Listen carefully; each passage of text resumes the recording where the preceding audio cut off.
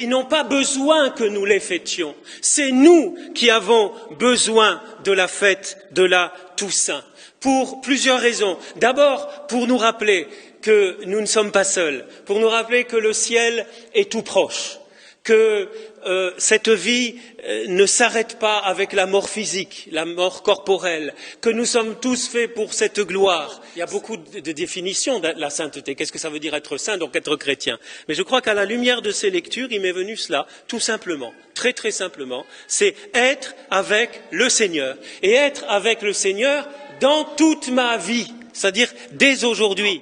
Dieu est amour, Dieu est mon Père, Dieu a donné sa vie en son Fils Jésus, Dieu m'aime à la folie, Dieu est le plus grand amoureux du monde, donc je suis avec le plus grand amoureux du monde. Donc normalement je suis heureux, enfin je sais pas.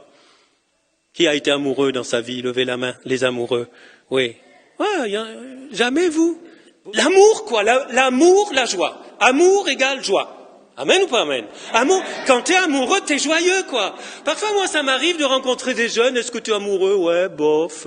T'es joyeux? Ouais, je sais pas. Mais non!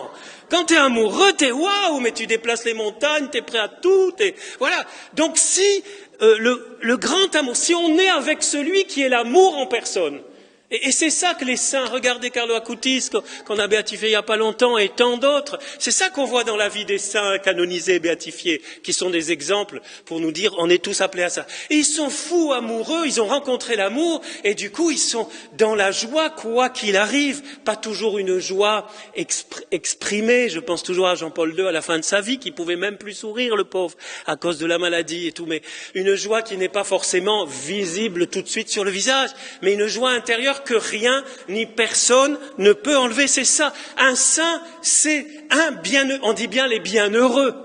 Les bienheureux, la béatitude, la joie et la charte de la sainteté, c'est l'évangile d'aujourd'hui. Heureux, heureux, heureux, heureux, heureux, heureux. 9 fois. Je ne pourrai pas être saint si je ne le veux pas. Je n'ai jamais... Vous imaginez quelqu'un... Non, je veux pas être saint, je veux pas être saint. On va te canoniser. T'as rien à dire. On te canonise. Voilà. Tu discutes pas, tu seras saint. Non, je veux pas. Ben si, tant pis. Voilà.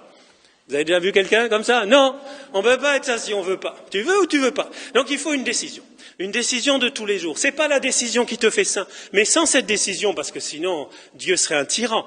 On reste libre. Donc il nous laisse libre de décider d'être saint ou pas. Tu peux être médiocre. Si tu veux être triste, sois médiocre. Tristesse assurée. Déprime totale. Par contre, si tu décides d'être saint, si tu décides de suivre Jésus, si tu prends les moyens d'ouvrir cette Bible, de la manger, d'écouter ce que nous dit le Saint-Père, de prendre tous les moyens, les sacrements, etc., eh bien, tu vas être saint. Peut-être pas canonisé, il paraît que c'est beaucoup de travail, tout ça. Je vous garantis pas qu'on vous canonisera. Voilà, ça, on n'aura peut-être pas le temps pour ça.